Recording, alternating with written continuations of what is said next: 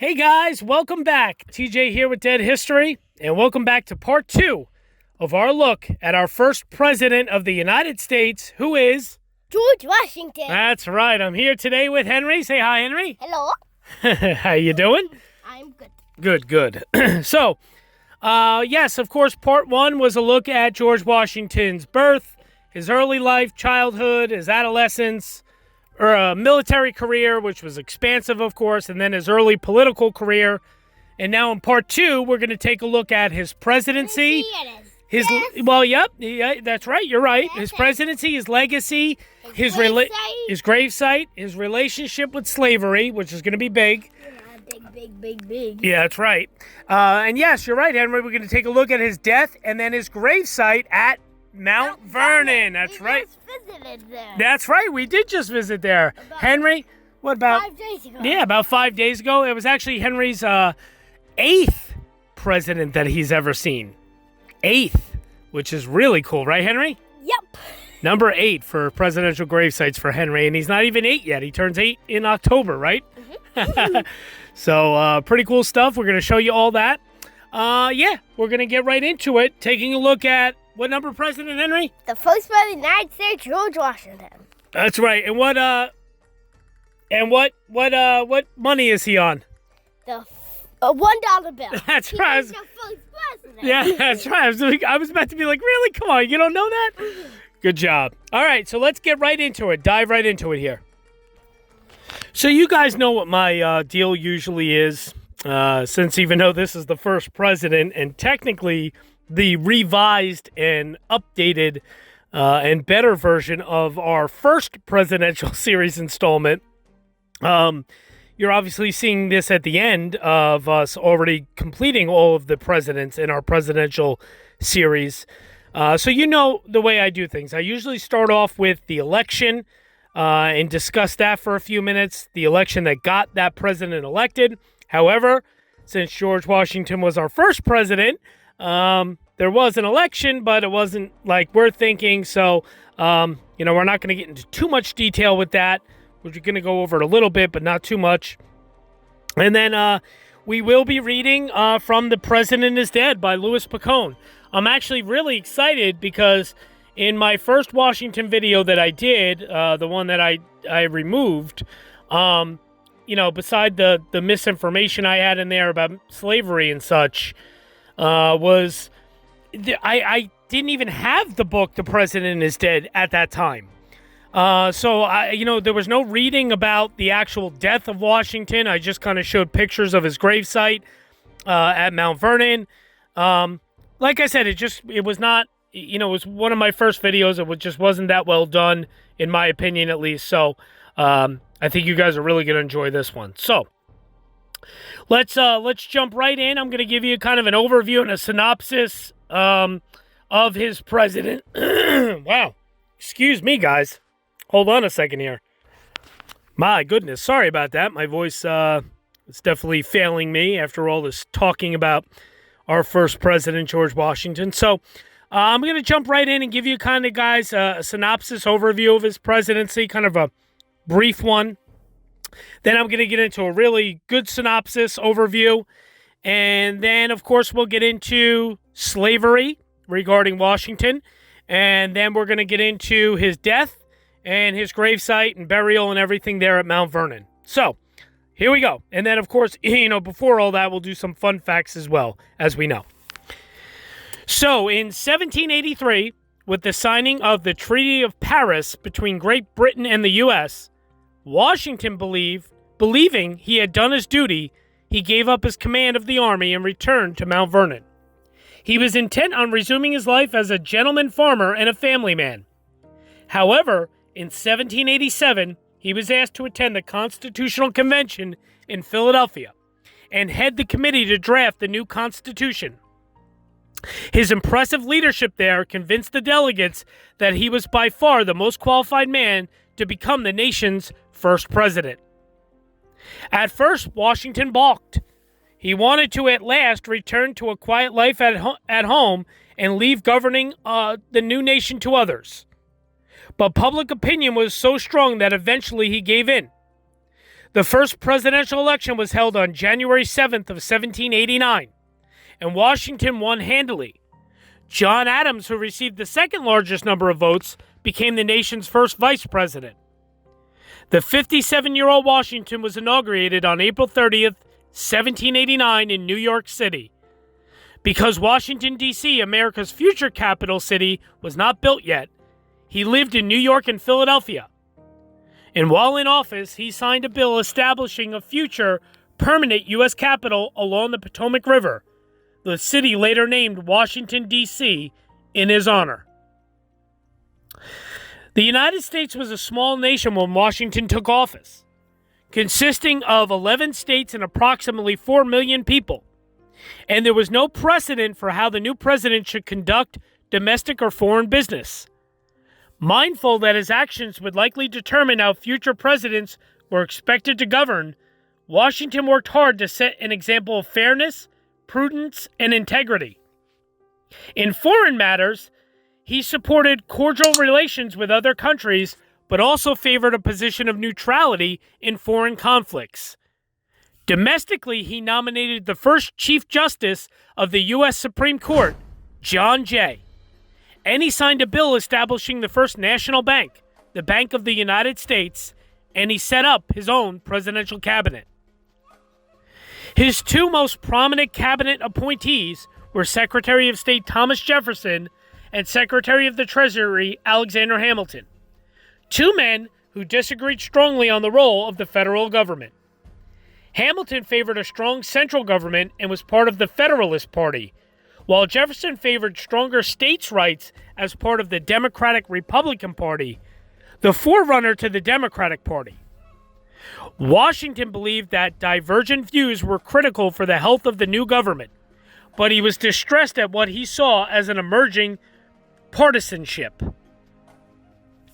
George Washington's presidency was marked by a series of firsts. He signed the first United States copyright law, protecting the copyrights of authors.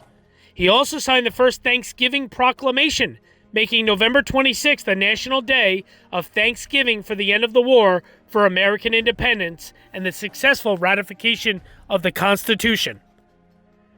During Washington's presidency, Congress passed the first federal revenue law, a tax on distilled spirits. In July of 1794, farmers in western Pennsylvania rebelled over the so-called whiskey tax. Washington called in over 12,000 militiamen to Pennsylvania to dissolve the Whiskey Rebellion in one of the first major tests of authority of the national government. Under Washington's leadership, the states ratified the Bill of Rights, and 5 new states entered the Union: North Carolina, Rhode Island, Vermont, Kentucky, and Tennessee. In his second term, Washington issued the Proclamation of Neutrality to avoid entering the 1793 war between Great Britain and France. But when French Minister to the United States Edmond Charles Guenet, known to his history as Citizen Guenet, toured the United States, he boldly flaunted the proclamation, attempting to set up in American ports as French military bases and gain support for his cause in the western United States. His meddling caused a stir between Federalists and Democratic Republicans, widening the rift between parties and making consensus building more difficult. In 1795, Washington signed the Treaty of Amity, Commerce, and Navigation between His Britannic Majesty and the United States of America, or Jay's Treaty, so named for John Jay, who had negotiated with the government of King George III. It helped the U.S. avoid war with Great Britain, but also rankled certain members of Congress back home and was fiercely opposed by Thomas Jefferson and James Madison. Internationally, it caused a stir among the French, who believed it violated previous treaties between the United States and France. Washington's administration signed 2 other influential international treaties. Pinckney's Treaty of 1795, also known as the Treaty of San Lorenzo, established friendly relations between the United States and Spain, firming up borders between the U.S. and Spanish territories in North America and opening up the Mississippi to American traders. The Treaty of Tripoli, signed the following year, gave American ships access to Mediterranean shipping lanes in exchange for a yearly tribute to the Pasha of Tripoli. So there you go. A little bit of an overview of his presidency. Now I'm going to read you a really good synopsis and overview of his presidency and kind of what went down during that time. April 30th, 1789. The morning dawned clear and crisp in New York City. The 33,000 people living in the city flooded the streets as a yellow coach pulled by 6 white horses made its way to Federal Hall. Inside was the hero of the Revolutionary War, General George Washington. He was about to become the first president of the United States. Of all the institutions that the framers of the Constitution created, the one that was the most novel was the presidency. And I think the reason for that was that there was no real model out there in the 18th century world. So a lot was left open about the nature of the presidency. At the time that the office was created, most countries lived under monarchies. So they were wrestling a lot in the early days with how to deal with these basic questions of power.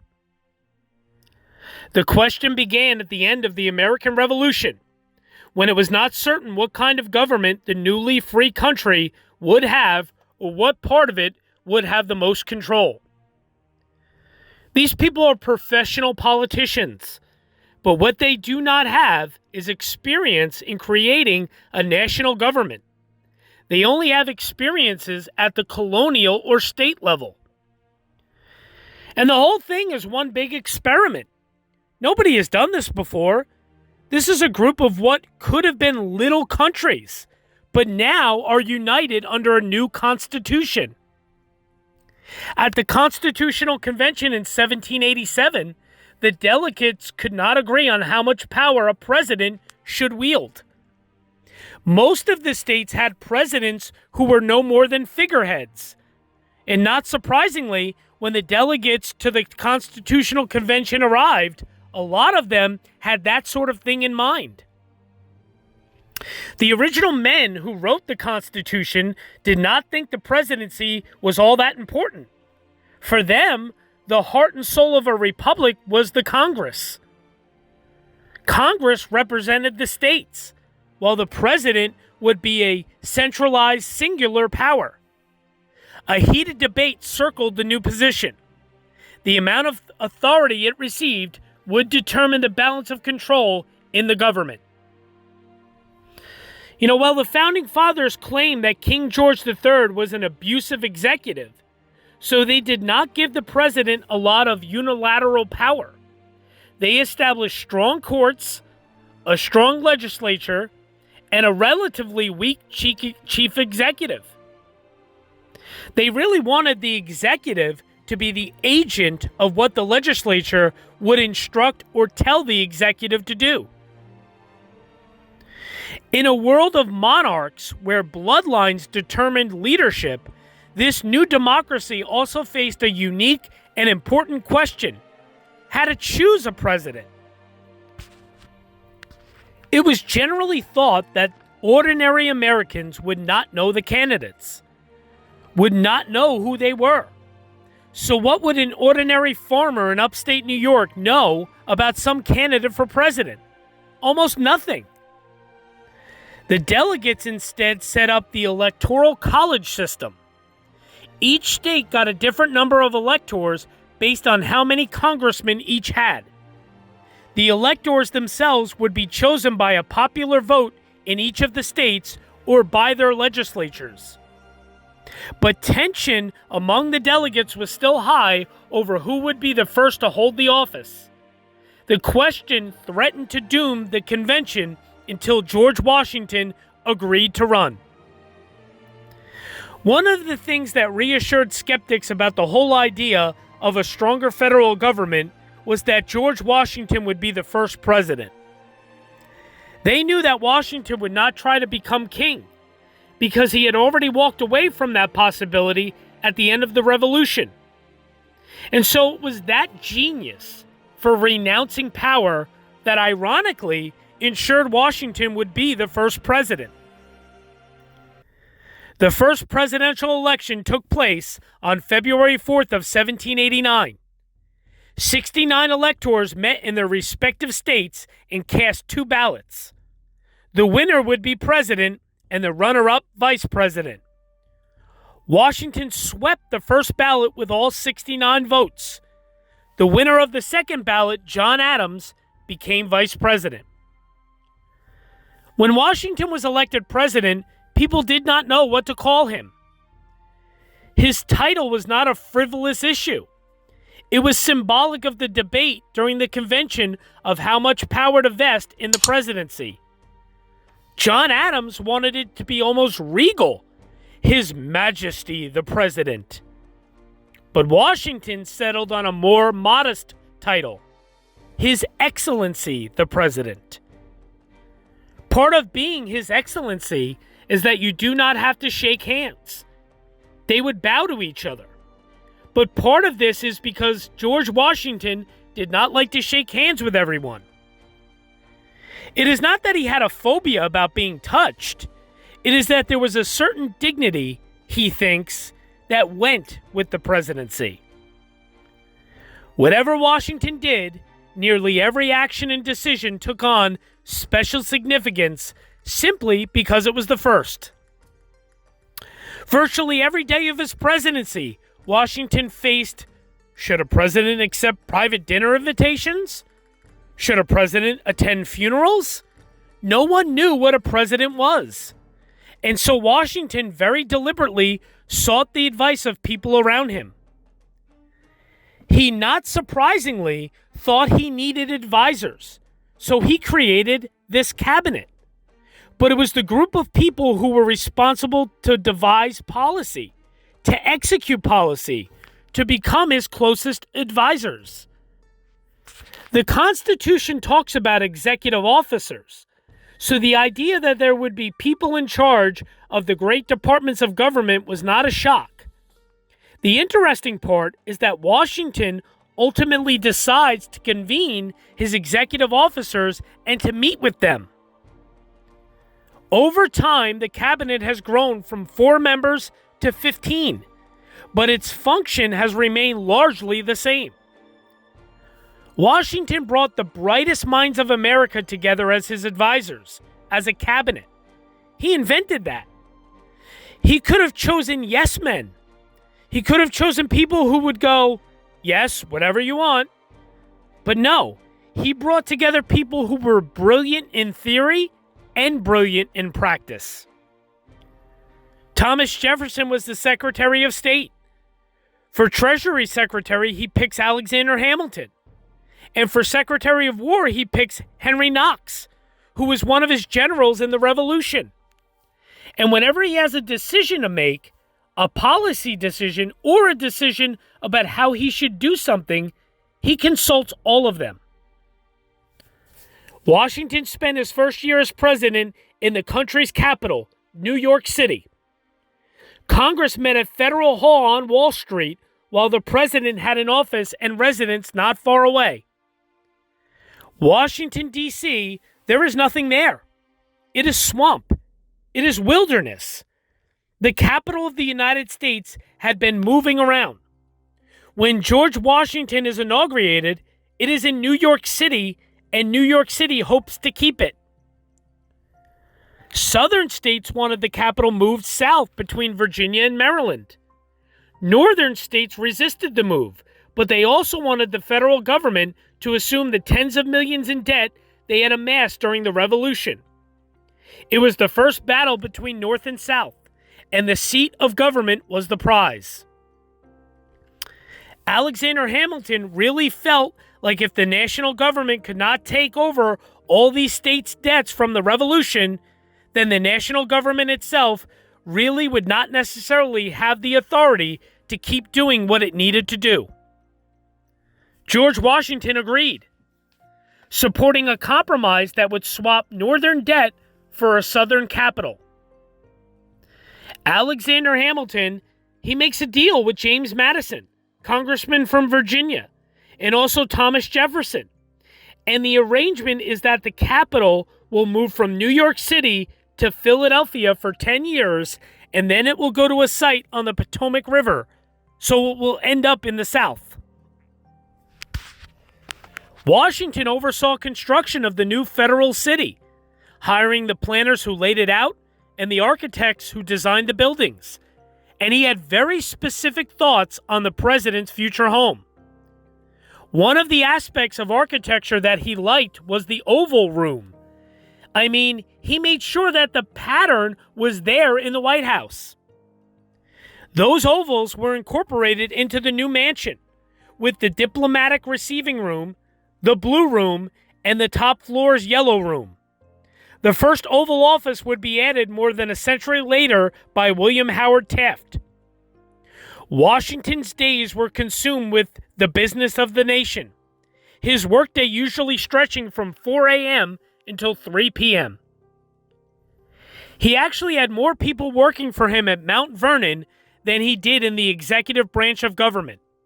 There were 8 clerks that constituted the State Department. The first budget of the United States was about $2 million. The Army was a few hundred men. And yet, you can see in that impossibly remote culture the seeds of something much more familiar to us. Washington also planted the seeds of the presidency's relationship to Congress.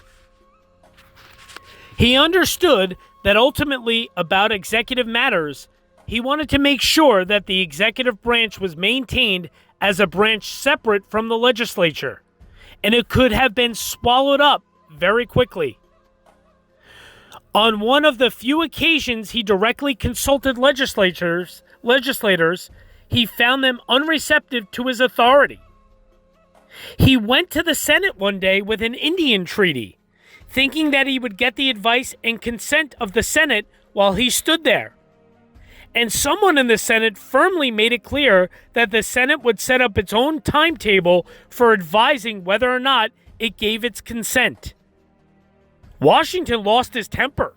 He said, "This defeats every purpose of my coming here, and I will be damned if I ever do that again." And he did not. And neither has any president ever since. America is not a deferential culture, and we are always nervous about concentration of power. And so while Washington had great judgment and got a lot of what he wanted, the fact is that Washington was not twisting arms in Congress. He was not in there pushing members of Congress to vote one way or the other. The contentious relationship between the branches of government was developing, and Washington's influence would soon be tested when an insurrection from the frontier threatened to destroy the country just as it was beginning. 1792. Incumbent George Washington was up for re-election, but the Revolutionary War hero, the man unanimously chosen to be the nation's first president, was not thinking of a second term. He was thinking of retirement to his beloved farm at Mount Vernon. George Washington really was not particularly eager to be president. At state dinners, ceremonial dinners, he would be sitting at the head of the table, kind of looking into space, and banging a piece of silverware against the table while the conversation went on around him, because he really just wanted it to be over so he could leave. He was exhausted by public service. He had been in service of the country since really 1775. The other thing that happened is that for the first time, people started criticizing him, and it made him very angry. That was his one ego flaw. He was accustomed to being admired. He was not accustomed to anyone challenging him. Washington might not have run again if not for the urging of Thomas Jefferson, who feared that the country would split apart without his leadership. The president eventually agreed, again running unopposed and winning unanimously. Washington's genius as a politician was to convince everyone, beginning with himself, that he was no politician. But his second term was much less successful than the first. The whole idea of what the relationship will be between the federal government and the states is hugely under debate in this period. It is part of why the 1790s is such a sort of dirty, nasty, mudslingy kind of era of politics. Washington's own cabinet was divided, with Treasury Secretary Alexander Hamilton in the Federalist camp and Secretary of State Thomas Jefferson in the other. You could see this struggle between what will dominate in American political economy. That is what kinds of laws and policies will government set. But I think that the critical development took place only after 1793, after issues of foreign policy came to the fore in American politics. In February of 1793, only a month before Washington's second inauguration, France declared war on Britain, and the United States found itself caught between the two. Washington made a daring decision. The last thing in the world that the United States needed in the 1790s was to become caught up in Europe's murderous quarrels. We would not have survived militarily or otherwise, and Washington did something extraordinarily bold. Washington issued a neutrality proclamation. There was some question whether this was even constitutional. Presidents don't get to declare war. Congress declares war. And neutrality is sort of saying we are not going to go to war. So where does the president get off declaring neutrality? Washington was vilified in the press. He was called a betrayer of the Revolution, a dupe of King George. He was burned in effigy in Philadelphia. Washington took some criticism for this, but it became one of the longest-lasting precedents in American political history. The idea that the United States ought to remain aloof from the wars of Europe. What Washington does is to set early on the precedent that the American president makes foreign policy. But Washington also had trouble on the domestic front, which threatened to tear apart the country's young democracy. In the summer of 1794, an armed insurrection of farmers and frontiersmen challenged the authority of federal tax collectors over a whiskey tax.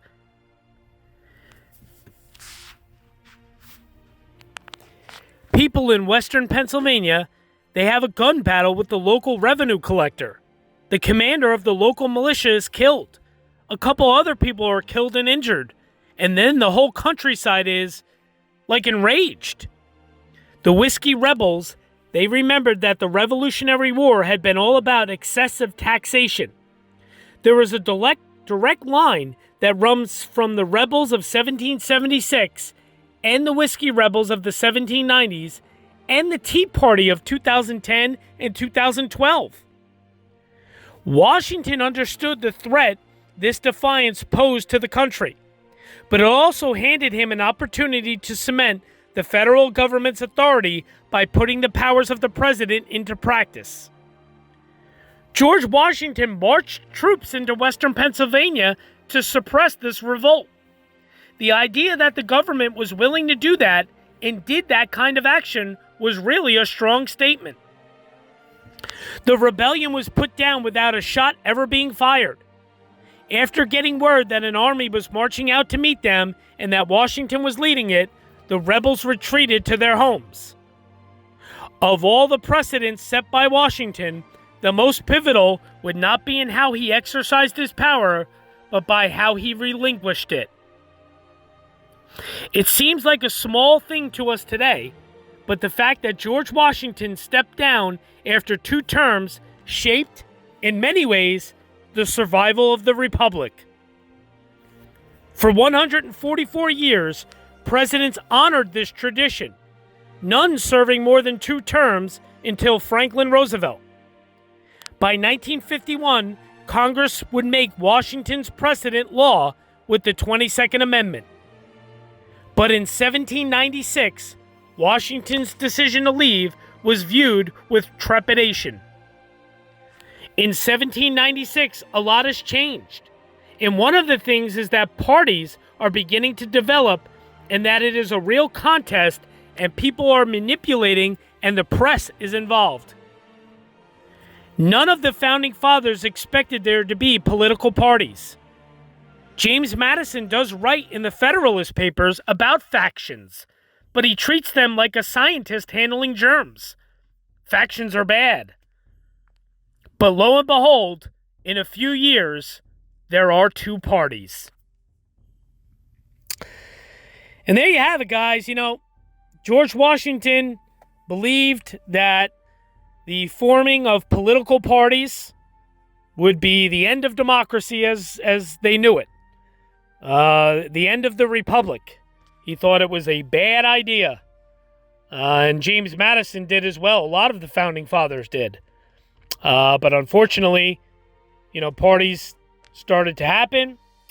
And there was division, just like there is today in our current country and world. So, interestingly enough, founding fathers kind of saw the writing on the wall when it came to that. All right, let's do some fun facts about our first president of the United States, George Washington. How about we just talk about that whole, that cherry tree myth? Yes, it's a myth. Let's get into that. I'm going to read you something actually off of the Mount Vernon website. So it's really, really interesting.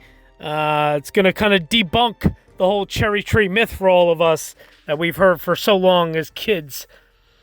The cherry tree myth is the most well-known and longest-enduring legend about George Washington. In the original story, when Washington was 6 years old, he received a hatchet as a gift and damaged his father's cherry tree. When his father discovered what he had done, he became angry and confronted him. Young George Washington bravely said, "I cannot tell a lie. I did cut it with my hatchet." Washington's father embraced him and rejoiced that his son's honesty was worth more than 1,000 trees. Ironically, this iconic story about the value of honesty was invented by one of Washington's first biographers, an internment minister and bookseller named Mason Locke Weems. After Washington's death in 1799, people were anxious to learn about him, and Weems was ready to supply the demand. As he explained to a publisher in January of 1800, Washington, is gone. Millions are gaping to read something about him. My plan? I give his history sufficiently minute. I then go on to show that his unparalleled rise and elevation were due to his great virtues. Weems' biography, The Life of Washington, was first published in 1800 and was an instant bestseller. However, the cherry tree myth did not appear until the book's 5th edition, which was published in 1806. Keep in mind, this is well after Washington was dead already. Although there were other myths about Washington in Weems' book, the cherry tree myth became the most popular. Weems had several motives when he wrote The Life of Washington and the cherry tree myth. Profit was certainly one of them. He rightly assumed that if he wrote a popular history book about Washington, it would sell. Weems was also able to counter the early tradition of defying Washington by focusing on his private virtues rather than his public accomplishments. A Federalist admirer of order and self-discipline, Weems wanted to present Washington as the perfect role model, especially for young Americans. The cherry tree myth and other stories showed readers that Washington's public greatness was due to his private virtues. Washington's achievements as a general and president were familiar to people in the early 19th century, but little was known about his relationship with his father, who died when Washington was only 11 years old. As one Pennsylvanian observed, the facts and anecdotes collected by the author are well calculated to exhibit the character of that illustrious man and Christian hero. Weems knew what the public wanted to read, and as a result of his success, he is considered one of the fathers of popular history. Weems wrote his version of the cherry tree myth to appeal to a broad audience, but decades later, William Holmes McGuffey composed a series of grammar school textbooks that recast the anecdote as a children's story. McGuffey was a Presbyterian minister and a college professor who was passionate about teaching morality and religion to children. His books, known as McGuffey's Readers, gave him the perfect opportunity. First published in 1836, the Readers remained in print for nearly 100 years and sold over 120 million copies. McGuffey's version of the cherry tree myth appeared in his eclectic second reader for almost 20 years, including the German language edition from 1854. In McGuffey's version of the story, Washington's language was formalized and he showed more deference to his father's authority. For example, when Washington's father explains the sin of lying, McGuffey has young George respond tearfully, "Father, do I ever tell lies?" As ministers concerned with moral and religious reform, McGuffey and Weems had similar motives for writing. Both men also believed that the best way to improve the moral fiber of society was to educate children. Washington provided the perfect role model, and McGuffey turned the cherry tree myth into a story specifically aimed at children. Follow-up questions at the end of McGuffey's cherry tree story reinforce its message. How did his father feel toward him when he made his confession? What may we expect by confessing our faults? By the 1830s, the cherry tree myth was firmly entrenched in American culture, as the case of Joyce Heth clearly shows. Heth was an elderly enslaved woman purchased by P.T. Barnum in 1835. He made her into a sideshow attraction, billing her as an enslaved woman who had raised George Washington. If true, this would have made her 161 years old. Heth had many physical characteristics of extreme old age. The stories she told about Washington, including the cherry tree myth, were right out of Weems. Heth was seen as credible because she was telling stories that people already knew. The cherry tree myth has endured for more than 200 years, probably because we like the story, which has become an important part of Americans' cultural heritage. It has been featured in comic strips and cartoons, especially political cartoons. Americans like to use the myth as a standard for politicians. Presidents from William McKinley and Theodore Roosevelt to Richard Nixon, George W. Bush, and Barack Obama have been featured in cherry tree-themed cartoons. The longevity of the cherry tree myth is demonstrative of both American ideals and Washington's legacy. So there you go. Big myth. Did not happen. Something that we've all just been enamored with because we were told it as children, because it was indeed intended to be a children's story. So pretty interesting. Good stuff. So another really fun fact about George Washington. Actually, a friend brought this up to me and I looked it up, and it is indeed true, at least from what I can find. George Washington actually had to borrow money to attend his first inauguration. Yeah. Though Washington owned a lot of land, more than 50,000 acres of it, in addition to Mount Vernon, he was considered land poor, meaning he did not always have a lot of cash at his disposal. His bank account was so dry that he actually had to borrow money to travel to New York City for his first inauguration. How crazy is that? What? Right? I mean, who would have thought? Who would have thunk it? Unbelievable. Thought that was really cool. Thank you to my friend for bringing that up to me. I thought that was fun. What else here? Oh, here we go. How about those teeth? No, they were not wooden teeth. They were not made out of wood. Washington ruined his teeth using them to crack walnut shells. The dentures he had were made out of lots of things, but not wood. Instead, they came largely from human teeth, pulled from the mouths of the poor and his enslaved workers. They also came from ivory, cow teeth, and lead. He had a little spring inside the dentures that helped them open and close. The fake teeth caused him great discomfort and were one of the reasons he rarely smiled. He had to have his morning hoe cakes and syrup, chosen for their softness, cut into tiny pieces to make them easier to eat. So yes, his teeth were mainly made of animal ivory and, the teeth of enslaved people. So pretty crazy. Not exactly a very pleasant thought. George Washington was not always a great general, but he was an excellent spy master. Washington struggled mightily to win the Revolutionary War with an army that was perpetually undermanned, undertrained, and undersupplied. So to triumph over one of the world's most powerful military forces, he relied increasingly on his unseen weapon, a secret intelligence network. Throughout the conflict, Washington's spies helped him make bold, canny decisions that would turn the tide of the conflict, and in some instances, even save his life.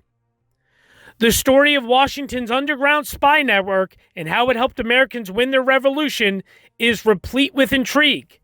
There were letters written in invisible ink, a rare female agent who went by the mysterious moniker Agent 355, an African-American double agent, a patriot tailor who collected dirt while making clothes for British officers, and the gruesome execution of the spy Nathan Hale. According to the Central Intelligence Agency, General Washington was more deeply involved in intelligence operations than any American general-in-chief until Dwight Eisenhower during World War II. Pretty cool. When he stepped down as commander-in-chief, he didn't want to run the country. After 8 years on the battlefield, Washington was more than ready to return home to Mount Vernon, to his family, to his animals, and his crops. Before he stepped back, though, he had some hard-earned wisdom he felt compelled to share with the fledgling nation. So in the summer of 1783, he drafted his circular letter to the states, in which he detailed what he believed it would take for the American experiment to succeed. In many ways, it was a precursor to his famed farewell address 13 years later, a warning to the country of the most likely political pitfalls. In the letter, Washington establishes 4 things he felt would help guide America forward. He had no biological children, but he was a father figure to many. It's never been definitively established why the Washingtons could not conceive. Theories range from George's early bouts with smallpox or tuberculosis to Martha's case of the measles. But when Washington married Martha Custis, a wealthy young widow, he became the legal guardian of her 2 younger children, 4-year-old John Parke Custis, known as Jackie, and 2-year-old Martha Parke Custis, known as Patsy. He was extremely fond of them and was bereft when 17-year-old Patsy died of an epileptic seizure. As a father figure, he was especially fond of dispensing advice via letters on everything from education to romance. He nagged his stepson to have more discipline with his studies and warned his granddaughter against marrying for the wrong reasons. Love is a mighty, pretty thing, but like other delicious things, it is cloying. He wrote, adding that it is too dainty to food to live upon alone. There you go. Washington was really into his animals. Washington wasn't just America's first president, he was also its first mule breeder. Recognizing the value of the mule for farmers, Washington is believed responsible for creating the mule stock that powered American agriculture in the South for generations. And mules were not the only animals he bred. In addition to many varieties of birds, Washington kept many canine breeds at Mount Vernon, including Dalmatians, English foxhounds, French hounds, greyhounds, Italian greyhounds, mastiffs, Newfoundlands, pointers, spaniels, and terriers. A huge dog lover, he selectively bred hunting dogs for speed over the years and gave them endearing names like Sweet Lips, Venus, True Love, Taster, Tippler, Drunkard, and Madame Moose, or Madame Moose. Washington was pretty cagey when it comes to his religious beliefs. When it comes to his personal religious beliefs, Washington was tough to read. With so few accounts to draw from, historians are mostly limited to analyzing what Washington did to try to understand what he may have believed. The trouble is, even his most straightforward actions can at times appear contradictory. The first president encouraged his fellow Americans to show up for worship, for instance, but sometimes struggled to attend church himself for weeks at a time. For many years, he served as a dedicated vestryman and church warden, but he left services instead of taking communion. And while he peppered his writings with references to providence, there's comparatively little mention of God or Jesus Christ. Pretty interesting. We're going to get into his slavery thing. Washington was a tough man to kill. A tall and robust man, Washington survived multiple life-threatening situations. At various points, Washington had diphtheria, tuberculosis, smallpox, malaria, dysentery, quinsy, carbuncle, and pneumonia. He survived near drowning in an ice-clogged river. He survived the burning and massacre of forced necessity. He survived 2 horses being shot out from under him and 4 bullets passing close enough to pierce his clothing, all in one battle. And then, ironically, it was a cold that did him in. Technically, it was epigiolitis. I think it's epigiolitis or epigiolitis. An infection of the back of the throat that would be curable with antibiotics today. While he lay dying, his doctors effectively tortured him, burning him to remove the sickness and draining him of a full 40% of his blood. Washington was fearful of being buried alive, as he was convinced others in history had been. He directed that his body not be buried for 3 days after his death, just in case. Pretty interesting stuff. What else do I got here to tell you guys? Let me take a look here. He was the only unanimously elected president as a national hero and favorite son of Virginia, the largest and most populous state at the time, and with experience in both war and diplomacy, George Washington was the obvious choice for the first president. He's the only president in the history of the American presidency to be unanimously elected to the office. He also received all the electoral votes when he ran for his second term in office. James Monroe was the only other president who came close, with only 1 electoral vote against him in 1820. Pretty interesting. He asserted federal authority during the Whiskey Rebellion. 1794, Washington met his first real challenge to federal authority head-on with the Whiskey Rebellion. The Secretary of the Treasury, Alexander Hamilton, suggested that some of the debt incurred during the American Revolution might be recouped by instituting a tax on distilled liquors. Pennsylvania farmers absolutely refused to pay taxes on whiskey and other goods. Distilled spirits were one of the few goods they could produce for shipping. Despite an attempt by Washington to end things peacefully, protests became violent in 1794, and Washington sent in federal troops to put down the rebellion and ensure compliance. Of course, we know he was a proponent of neutrality. We spoke about that. He set many presidential precedents. Washington himself realized that he would be setting many precedents. He even stated that, "I walk on untrodden ground. There is scarcely any part of my conduct which may not hereafter be drawn into precedent." Some of Washington's significant precedents include the appointment of cabinet secretaries without approval from Congress and retirement from the presidency after only 2 terms in office. He called Mount Vernon home. Washington called Mount Vernon home from the age of 16 when he lived there with his brother Lawrence. He was later able to purchase the home from his brother's widow.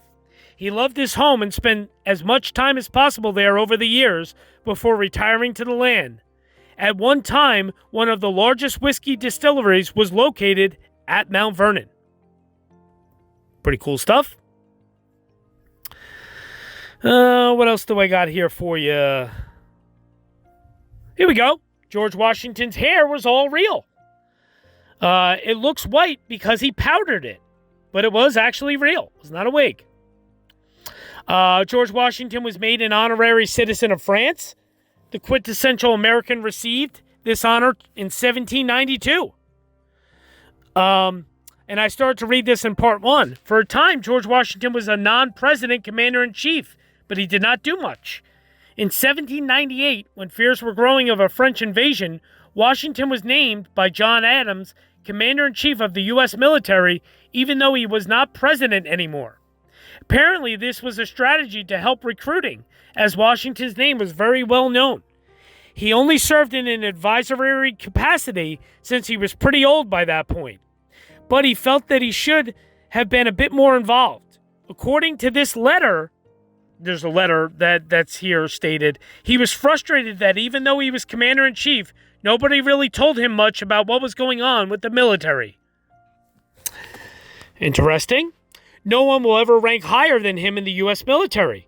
In 1976, Washington was posthumously awarded the highest rank in the U.S. military ever. When Washington died, he was a lieutenant general. But as the centuries passed, this 3-star rank did not seem to commemorate with what he had accomplished. After all Washington did more than defeat the British in battle, along the way he established the framework for how American soldiers should organize themselves, how they should behave, and how they should relate to civilian leaders. Almost every big decision he made set a precedent. He was the father of the U.S. military as well as the United States itself. So a law was passed to make Washington the highest-ranking U.S. officer of all time, General of the Armies of the United States. Nobody will ever outrank him. George Washington made a pretty hefty salary. According to the Christian Science Monitor, in 1789, Washington's presidential salary was 2% of the total United States budget. But he still had cash flow problems. Washington actually had to borrow money to attend his first inauguration, as I said. He was also one of the sickliest presidents in history. Throughout his life, Washington suffered from a laundry list of ailments: diphtheria, tuberculosis, smallpox, dysentery, malaria, quinsy, which is tonsillitis, carbuncle, pneumonia, just to name a few. He may or may not have died as a result of medical malpractice. On the day he died, December 14th of 1799, Washington was treated with 4 rounds of bloodletting, which removed 5 pints of blood from his body. It seems that it proved to be too much. On Washington's fateful day, Alban Rawlins, one of his overseers and a bloodletter, was summoned. Washington bared his arm. The overseer had brought his lancet and made an incision. Washington said, "Don't be afraid." That day, Rawlins drew 12 ounces of blood, then 18 ounces, another 18 ounces, and a final 32 ounces into a porcelain bleeding bowl. After the 4th bloodletting, the patient improved slightly and was able to swallow. By about 10 p.m., his condition deteriorated, but he was still rational enough to whisper burial instructions to Colonel Tobias Lear, his secretary. At 10:20 p.m., Dr. James Craik, 69, an Edinburgh-trained physician who had served with Washington in the French and Indian Wars, closed Washington's eyes. Another Edinburgh-trained physician, Dr. Gustavus Richard Brown, 52 at the time, was also present. The third physician, Dr. Elisha Cullen Dick, 37, who had been appointed coroner the previous year, stopped the clock in Washington's bedroom at that moment. As we know, Washington may have been infertile. Washington had no children of his own. Somebody has proposed that Washington was infertile Armory goes through a number of possible reasons. This is a guy named Armory for Washington's infertility, including an infection caused by his tuberculosis. Classic studies of soldiers with tuberculosis during World War II demonstrated that 2/3 developed chronic organ tuberculosis within 5 years of their initial infection. Infection of the epididymis or testes is seen in 20% of these individuals and frequently results in infertility. So there you go. Washington's body was almost buried in the Capitol. Washington requested that he be buried at Mount Vernon, and his family upheld his request, despite repeated pleas by Congress. They wanted to put his body underneath a marble statue in the Capitol. He was not very religious. As Edward Langell, writer of the George Washington biography, Inventing George Washington, said, he was a very moral man, he was a very virtuous man, and he watched carefully everything he did, but he certainly does not fit into our conception of a Christian evangelical or somebody who read his Bible every day and lived by a particular Christian theology. We can say he was not an atheist on the one hand, but on the other hand, he was not a devout Christian. But what about the story of him kneeling in the snow at Valley Forge to pray? According to Langell, that's a story that was made up by early Washington biographer Parson Weems. Another very, very tall tale that never happened. Another Weems tale. While he would attend church, Washington would not take communion. According to biographer Barry Schwartz, Washington's practice of Christianity was limited and superficial because he was not himself a Christian. In the enlightened tradition of his day, he was a devout deist, just as many of the clergymen who knew him suspected. Pretty interesting.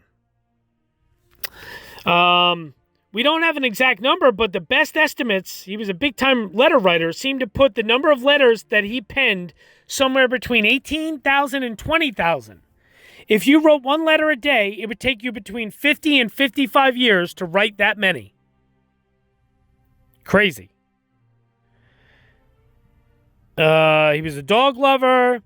He lost more battles than he won. He was lucky, but his coat wasn't. In the Braddock disaster of 1755, Washington's troops were caught in the crossfire between British and Native American soldiers.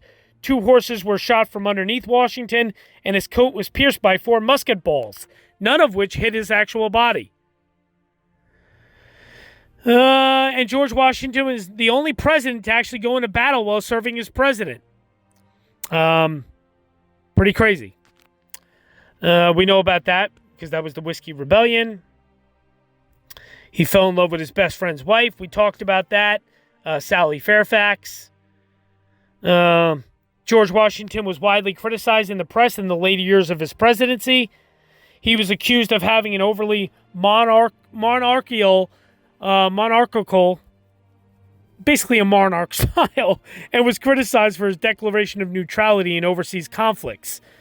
Jefferson was among the most critical of Washington in the press, and John Adams recalled that after the Jay Treaty, the presidential mansion was surrounded by innumerable multitudes from day-to-day buzzing, demanding war against England, cursing Washington. And last but not least, he owned a whiskey distillery. He installed it at Mount Vernon in 1798, and it was profitable.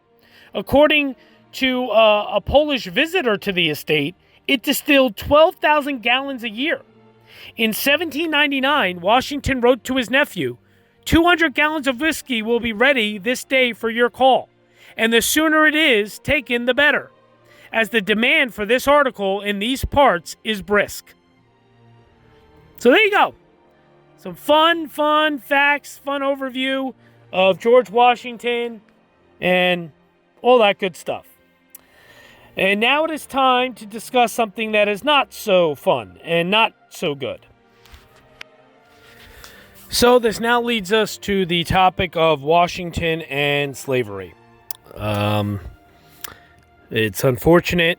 It's not the prettiest of topics when it comes to anything. But it definitely, sometimes I think it's a bit overlooked when it comes to George Washington. So it's definitely something I'm going to address and, discuss. My first George Washington video had, misinformation regarding Washington and slavery. So I definitely wanted to correct that and make good on that. So here we go. This was written, what I'm going to read was written by a very good friend of mine who is a historian. Very, very learned, very intelligent man who knows his stuff and is very, he's very cognizant of the feelings and the overall, attitude towards slavery. And he's definitely, respects that and wants to set the record straight. So he wrote this for me, so I'm going to read it now. George Washington's relationship with slavery lasted his entire life. He was born at a farm where his father, Augustine Washington, kept slaves. When Augustine died in 1743, his will promised 11-year-old George 10 captive black people. George received his troublesome inheritance in 1750 when he was 18 years of age. As Washington grew older, he purchased more slaves on his own. The number of people in bondage under his control grew considerably in 1759, when he married widow Martha Custis. Martha was entitled to a third of her late husband's estate, which provided her 84 enslaved people, whom, along with any offspring, would legally pass on to Martha's beneficiaries upon her death. These 84 enslaved people were part of the dowry that Martha Custis brought to her marriage with George Washington. Washington also leased enslaved laborers from other plantation owners nearby. And so the enslaved population at Washington's farms grew. In research, historian Mary V. Thompson's book, The Only Unavoidable Subject of Regret, George Washington, Slavery, and the Enslaved Community at Mount Vernon, the author writes the following. What that mass audience in the form of the roughly 1 million visitors who come to Mount Vernon each year often wants is an answer to the questions. Was George Washington a good slave owner? Or he was good to his slaves, wasn't he? To anyone looking at this book to provide those answers, let me just say up front that some of the worst things one thinks about in terms of slavery, whipping, keeping someone in shackles, tracking a person down with dogs, or selling people away from their family, all of those things happened either at Mount Vernon or on other plantations under Washington's management. The story of this man and the enslaved people who lived at this site is complicated, but it is worth getting to know the real human beings involved, both the one who was our first president and those who knew him through the lens of America's original sin. In her book, You Never Forget Your First, a biography of George Washington, Alexis Coe summarizes the first U.S. president's demands of the enslaved community. Washington urged his overseers to use physical punishment sparingly, not for the enslaved person's well-being, but because an injured slave was less productive. He expected a lot from people who were motivated by nothing but the will to survive. They planted fields of barley, corn, and wheat. They pruned the orchards and vineyards. They bred horses. They operated a textile factory, a cider press, a flour mill, a sawmill, and a distillery. To supplement their lean diets, they were allowed to fish from the Potomac on Sundays, their only day off. Again, Washington urged his overseers to use physical punishment sparingly, so it was not a constant occurrence, but it did happen, and with his approval. In 1793, when Washington was in Philadelphia serving as president, Mount Vernon estate manager Anthony Whiting reported to his boss that he whipped Charlotte, a seamstress at the Mansion House farm, with a hickory switch for refusing to do work. The president replied that Whiting's decision to whip Charlotte was very proper. Another account of Washington putting profits above people comes from Baudelaire, an assistant to artist Jean-Antoine Houdin. During their visit to Mount Vernon in autumn of 1785, Baudelaire witnessed an enslaved man remark that he was unable to fulfill the task assigned to him because of his injured arm, which was held in a sling. "Since you still have one hand free, you can guide a rake. See how I do it? I have one hand in my pocket, and with the other one I work," Washington critically demonstrated to the enslaved man. "If you can use your hand to eat, why can't you use it to work?" Even when Washington was away from Mount Vernon, slavery was an ever-present part of his life. During the American Revolution, he was accompanied by his valet, William Lee, whom he purchased in the 1768.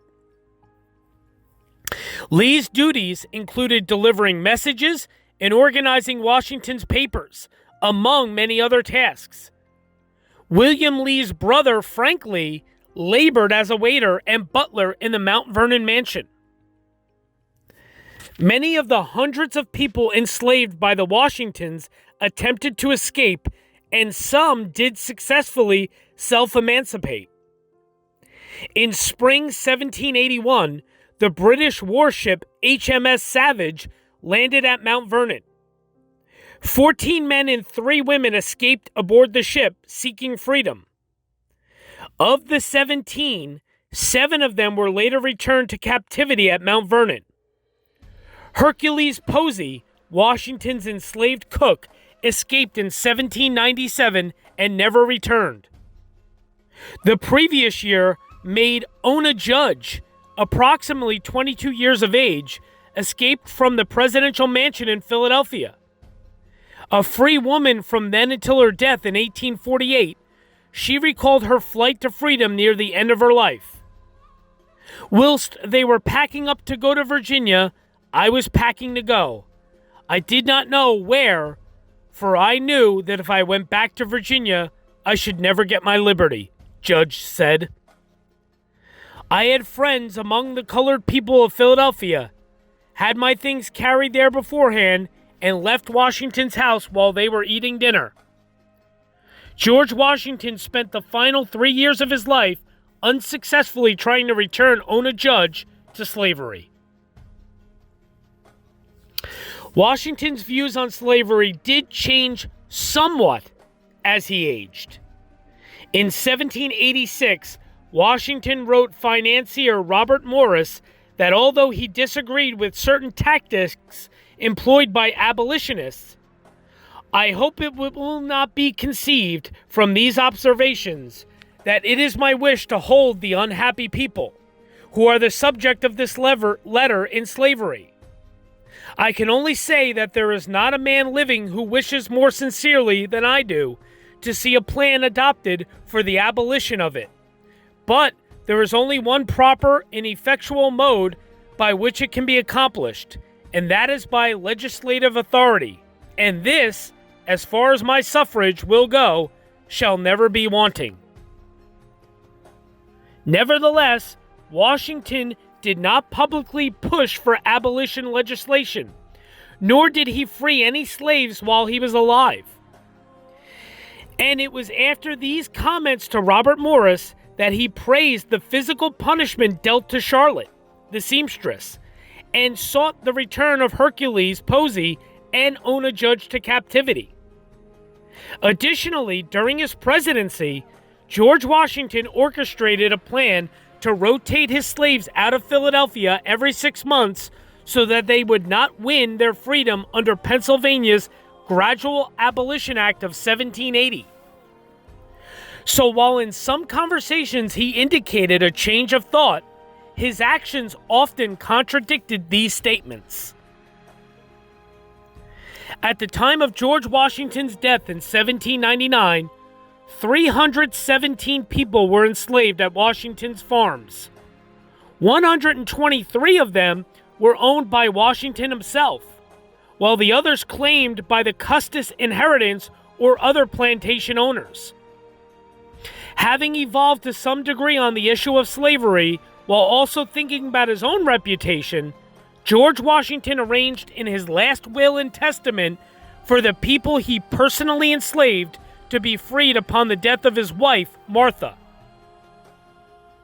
His will paved a path to emancipation for just one person immediately upon his death, William Lee, his longtime valet. Martha Washington signed papers manumitting George's slaves on December 15th of 1800, a year after his death. The enslaved people became free a few weeks later, on New Year's Day of 1801. 69-year-old Mrs. Washington probably felt nervous that her life was the only thing standing in the way of George's slaves and freedom. So she did this in her own self-interest rather than benevolence. Upon her death in 1802, the slaves from the Custis dowry were divided among Mrs. Washington's heirs. The full details of George Washington's relationship with slavery and the lives of the people he enslaved are too numerous to adequately explain in a few paragraphs. Recommended secondary sources for further reading include The Only Avoidable Subject of Regret by Mary V. Thompson, as well as Never Caught, The Washingtons' Relentless Pursuit of Their Runaway Slave Ona Judge by Erica Armstrong Dunbar. MountVernon.org also includes sourced write-ups about George Washington and slavery, including information about some of the 577 people known to have been enslaved at Mount Vernon while Washington was its proprietor. I also wanted to make note of there is an Instagram account. It is called Not Your Mama's History. NOTYOURMAMASHISTORY. All together, one word, Not Your Mama's History. It is a woman by the name of Cheney McKnight. She is a public historian. She's also a performance artist, a historical interpreter. She's wonderful. She's absolutely she's tremendous. And there is a sign, well, not a sign, there's actually it's almost like a gravestone at Mount Vernon. It's still there to this day. I'm actually going to show you pictures of it probably here on the screen. And it says, and I quote, "In memory of the many faithful colored servants of the Washington family buried at Mount Vernon from 1760 to 1860. Their unidentified graves surround this spot." And then it says 1929 at the bottom.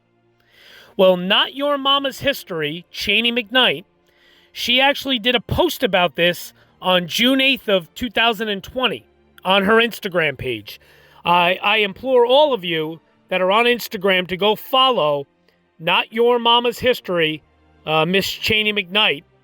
And this is what she said about what I just read, about that marker that is at Mount Vernon. Today's problematic Monday is about the faithful slave/servant memorials sprinkled across America. You will sometimes find the faithful slave memorials on family plots in cemeteries, Confederate memorial parks, on plantations, and placed around cities or towns. Sometimes they are for the one individual, and other times for the entire enslaved population in that area. Just like the majority of Confederate monuments, these loyal slave monuments are not there to actually honor people, but they are tools used to create a fantasy history. A fantasy where enslaved people did not resist, but were loyal, happy, docile, beloved family members. They were initially created to counteract the rising abolitionist movement in the early 19th century. According to Callie Holloway, the loyal slave trope insisted that enslaved blacks labored for their enslavers not out of self-preservation and deeply instilled fear, but as an expression of love, fidelity, and devotion. They were also used as a form of mental control for the enslaved populations. Enslavers could display their benevolence and show their enslaved that they cared for them. You treat me well, and I will treat you well after you pass. Yikes. You can read Loyal Slave Monuments Tell a Racist Lie About American History by Callie Holloway to learn more about these monuments. I picked this topic for today because as we start to think about what monuments will replace Confederate monuments, we have to learn what is an actual fitting monument to people who economically and physically built America. Before you erect these monuments, ask yourselves, what is the purpose? We don't need any more revisionist histories.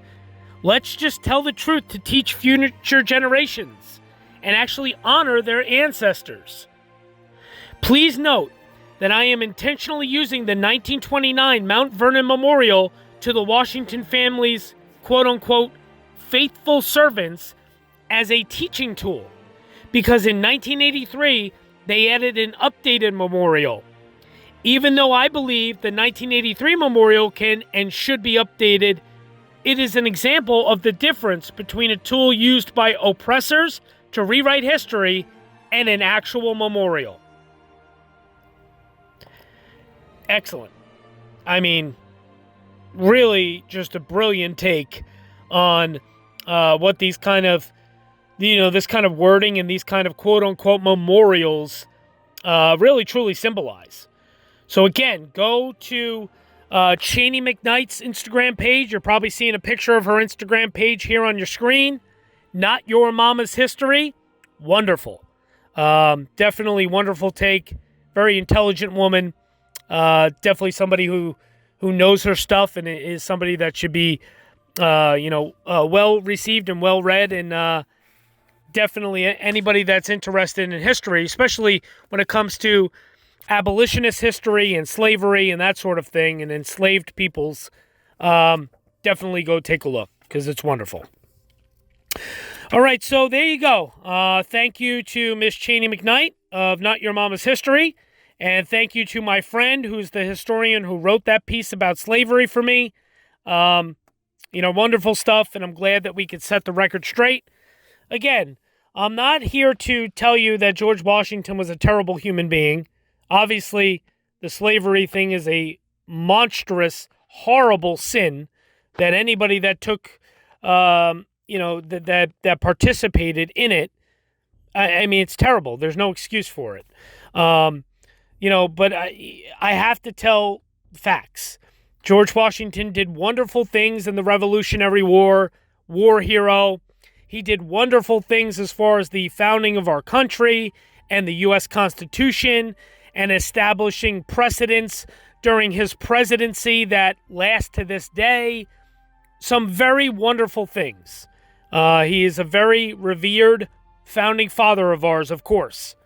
But there is a truth to a dark side, and a dark side of the historical facts about Washington and slavery, and I needed to make sure that I touched on those and was very upfront and truthful about those. So, there you have it. And now it is time to read from The President is Dead by Louis Picone. Very excited to read this about George Washington in this wonderful book by Louis Picone, The President is Dead. I've said it for months now. Go out there and buy yourself a copy of this. It's awesome. It's phenomenal. I love it. It's tremendous. Now, there's several pages on Washington, his death and everything. I'm just going to read the interesting stuff, or at least what I feel is interesting out of the book, I am reading verbatim from The President is Dead. So, if you have the book, you can pretty much follow along. So here we go. Reading from The President is Dead by Louis Pacome. Thursday, December 12th of 1799 was a cold winter day in Northern Virginia. Almost 3 years earlier, George Washington had left the presidency, and now he spent most of his days at his beloved estate, Mount Vernon. As he did nearly every day, Washington saddled his horse around 10 a.m. to inspect his farm. Almost immediately, snow began to fall, until about 3 inches had gathered. Returning 5 hours later, he did not change out of his soaked clothing. The next day, Washington awoke with a severe sore throat. But the tough old general who had braved Morristown and Valley Forge would not be deterred from venturing back outside into the snow. That night, his condition grew worse, but he was still strong at 67, and not one to complain. And he forewent medicine and treatment. His condition declined throughout the night. By 3 a.m. on Saturday, December 14th, he struggled to breathe and speak. Finally, Washington conceded he needed medical attention, although, had he known what he would endure at the hands of his doctors, he might have reconsidered. The first call was not to his family doctor, but to overseer George Rawlins, a skilled bleeder who also cared for Washington's slaves. Washington held out his arm and reassured him, "Don't be afraid." Rawlins cut and blood began to trickle out. Washington looked at the incision and said weakly, "The orifice is not large enough." So Rawlins cut deeper and the blood flowed freely until 12 to 14 ounces had drained. By 6 a.m., Washington was worse. His throat was raw, he struggled to breathe, and he had a fever. His next call was to his good friend and physician of 40 years, Dr. James Craig.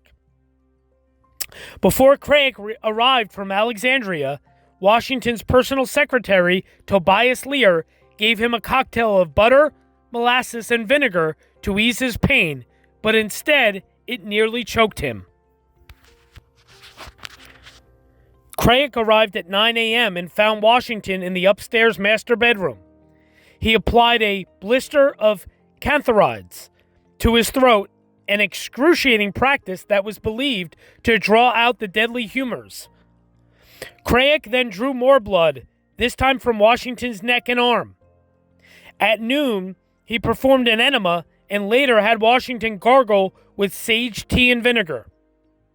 With the president's condition not surprisingly worsening, Dr. Craig sent for 2 consulting physicians, Dr. Elisha Cullen, Dick, and Dr. Gustavus Richard Brown from Port Tobacco. Before they arrived, between 3 and 4 p.m., Dr. Craig again bled the president.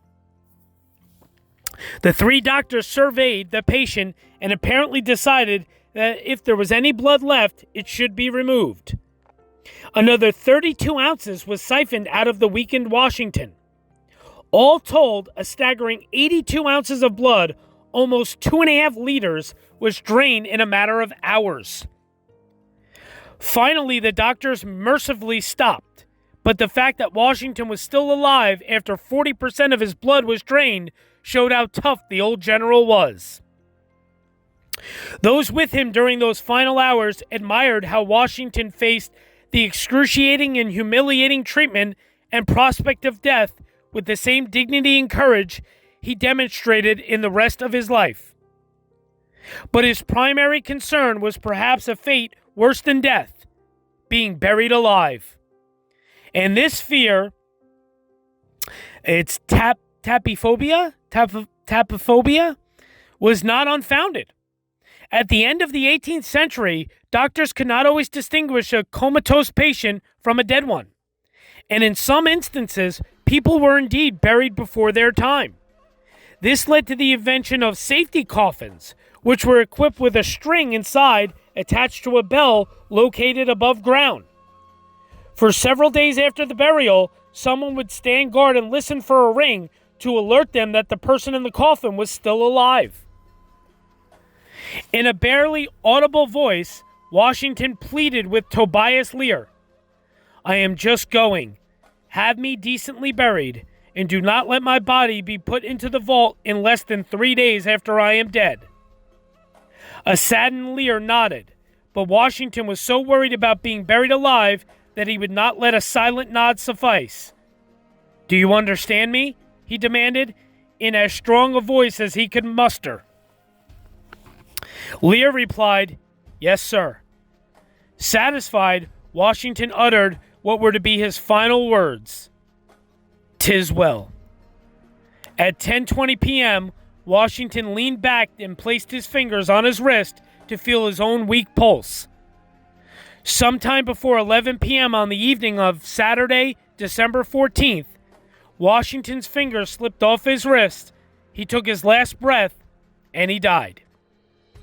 With him were his wife, Martha, Dr. Craik, Lear, his valet, Christopher Shields, and 3 of his slaves. Dr. Craik gently closed George Washington's eyes. In those final hours, Washington's step-granddaughter, Elizabeth Parke Custis Law, had summoned another doctor, William Thornton.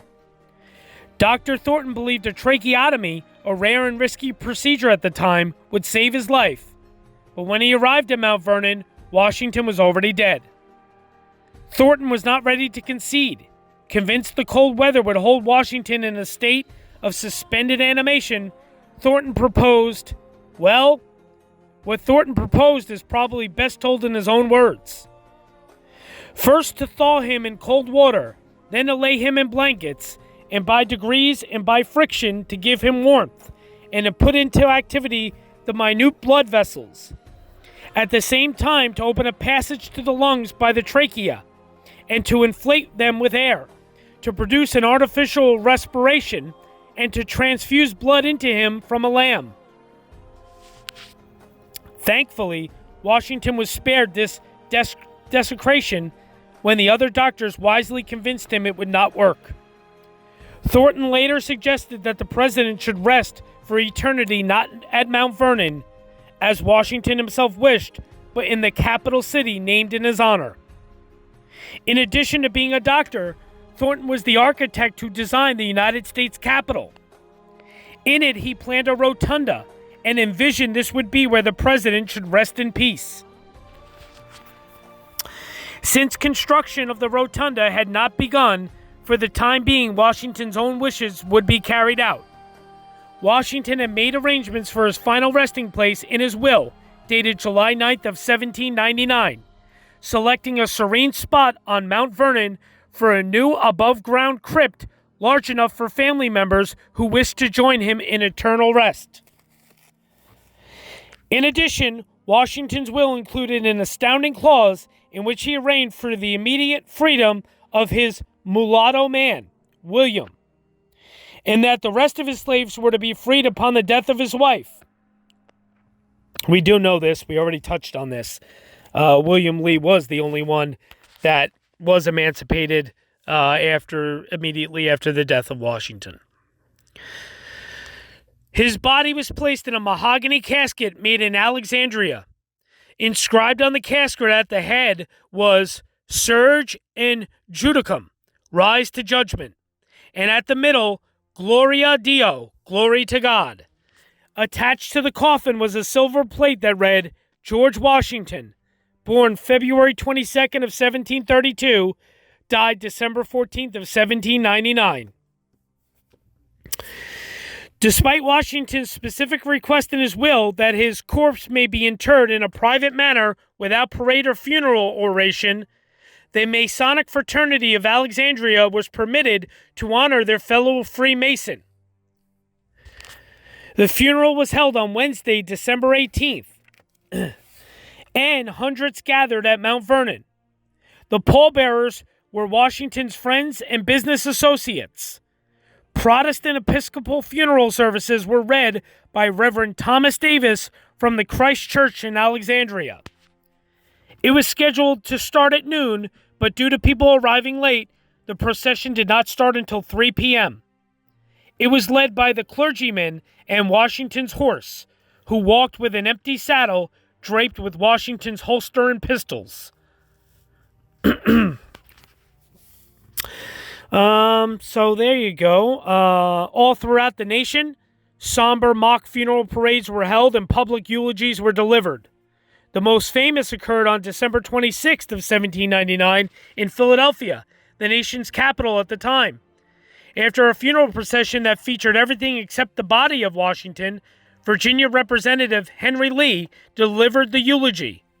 Lee was a Revolutionary War officer, father of Robert E. Lee, and a close friend of Washington. His words of praise have been immortalized as possibly the greatest presidential tribute. First in war, first in peace, and first in the hearts of his countrymen. Lee continued, he was second to none in the humble and endearing scenes of private life. The family vault where George Washington was placed was located about 250 yards south of the mansion and was originally built in 1745 for George's brother Lawrence Washington. It overlooked the Potomac River but was prone to flooding. Those in Congress considered the Mount Vernon burial place to be temporary. To formalize Thornton's suggestion, Congress passed a secret resolution on December 23rd of 1799 that a marble monument be erected by the United States in the capital of the city of Washington, and that the family of George Washington be requested to permit his body to be deposited under it. President John Adams, the first president without any living predecessors, wrote Martha to ask her consent. She agreed on the condition that she be allowed to rest beside her husband when she died. Adams agreed, and Martha gave her official permission on December 31st in a written reply to President Adams. On May 22nd of 1802, Martha Washington passed away just 11 days shy of her 71st birthday. Curiously, her coffin was engraved with a mistake in her age. Martha, consort of Washington, died May 22, 1802, aged 71 years. With construction of the rotunda and crypt still on hold due to a shortage of funds and materials, sporadic construction phases, and the fire set by the British in 1814, she was placed in the Mount Vernon tomb with her husband. In 1818, the rotunda was completed and the tomb area was built 2 floors directly below. That same year, a young congressman, James Buchanan, led the effort to move Washington's remains to the crypt when he pleaded, "Washington has been sleeping with his fathers for almost a quarter of a century, and his mortal remains have yet been unhonored by that people, who with justice call him the father of their country." But despite overtures from national leaders, no progress was being made on moving the remains from Mount Vernon. After Martha died, Washington's nephew Bushrod, an associate justice on the U.S. Supreme Court, inherited Mount Vernon and was charged with building the new tomb. Bushrod died 30 years after Washington on November 26th of 1829 without starting construction. He too was placed in the crumbling, waterlogged tomb that had been tasked with replacing. By this time, the tomb held about 20 family members, and many of the wooden coffins were rotting away, exposing bones that spilled onto the damp floor. The Washingtons were spared such desecration as their coffins were placed on a wooden table. After Bushrod died, Washington's nephew John Augustine Washington took over Mount Vernon. One of the first things he did was to fire one of the gardeners. However, this man did not go gently into the night. Instead, he sought revenge in a most gruesome manner. After getting liquored up, he returned to Mount Vernon, stumbled into the old family tomb, and stole what he believed was the skull of Washington. Luckily, with all of the dead bodies in the tomb, he actually made off with the skull of a member of the Blackburn family, the in-laws of one of Washington's nephews. The inebriated gardener did not get far and was captured the next day in Alexandria. Another bizarre incident occurred years later when a rumor surfaced that the skull of Washington had been stolen. In this tale, the perpetrator was not a drunk gardener, but rather French sailors from a vessel anchored near Mount Vernon. According to Henry Lamb, who lived nearby, the skull was brought to France, where it was sold to pseudoscientists who specialized in determining human characteristics by measuring the skull. If this is so, then whose skull is currently in the tomb? To his dying day, Lamb swore that the skull was replaced with that of a slave that belonged to Washington's friend, Colonel William Fairfax. The attempted theft by the disgruntled gardener did have a silver lining. It finally motivated Washington's nephew, Major Lawrence Lewis, and step-grandson, George Washington Parke Custis, to start construction on the new vault later that year. The structure, located 100 yards west of the old tomb, was made of brick and had a metal roof, 12-foot high walls, and iron bars. Above the entrance, the words, "Washington family," were inscribed. When Washington's body was moved there 1 year later, a new coffin was required. John Struthers of Philadelphia volunteered to build one for the venerated president, and Lewis accepted his very liberal and polite offer. It was determined that the coffin would not be hidden in the vault, but rather placed where it could be seen. An antechamber was subsequently built in front. The sarcophagus, completed in 1837, was cut from a single piece of Pennsylvania marble. On top was carved an eagle above a shield covered with the stripes of the flag, with the family name inscribed below it. Struthers may have offered his services for free, but he wanted to make sure people knew about his generosity. At the base, he added another inscription, "By the permission of Lawrence Lewis, Esquire." This sarcophagus of Washington was presented by John Struthers of Philadelphia, marble mason. He added a second inscription on the other side. This sarcophagus, containing the remains of George Washington, first President of the United States, was made and presented for the purpose by John Struthers of Philadelphia this day of AD 1837. He also created a coffin for Martha, correcting her age in the process. On October 7th of 1837, the door to the vault was opened for the first time since 1831. After moving several other coffins to get to Washington's, it was found that the wooden case that enclosed the lead coffin had rotted, causing it to sink. The coffin was opened, and the body, nearly 38 years dead, was gently removed and placed in a new coffin along with the plate from the rotted coffin. It was then cemented shut and placed outside of the vault in the antechamber, where to this day it can be seen behind the locked gate. The tomb is reverently marked and inscribed. Above it is an engraving that reads, "I am the resurrection and the life. Saith the word the dead, yet shall he live." No, I totally messed it up. I am sorry. "I am the resurrection and the life, saith the Lord. He that believeth in me, though they were dead, yet shall he live. And whosoever liveth and believeth in me shall never die." St. John the 11th. Above the arched entrance to the tomb is an engraving that reads, "Within this enclosure rest the remains of General George Washington." Also to the left of the tomb today sits a marker that reads, "Tomb of Washington, erected 1830 to 1831, site and materials specified in Washington's will." So that's pretty much it. Just trying to read here. One of the convenient things about visiting the Washington death site is that Mount Vernon is a one-stop shopping locale. You can see where he died, where his funeral took place, and the old and new tombs in one location. The land. So we know that. When it comes to Americans, Washington is a legend. Even when it comes to the president's men who are giants, Washington still towers over them, perhaps only rivaled by Lincoln. To Harry Lee's famous eulogy of him, first in war, first in peace, and first in the hearts of his countrymen, a few more firsts can be added.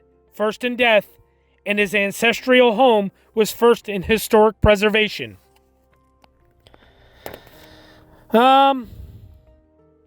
Yeah, so there you go. Mount Vernon is located at 3200 Mount Vernon Memorial Highway, Mount Vernon, Virginia.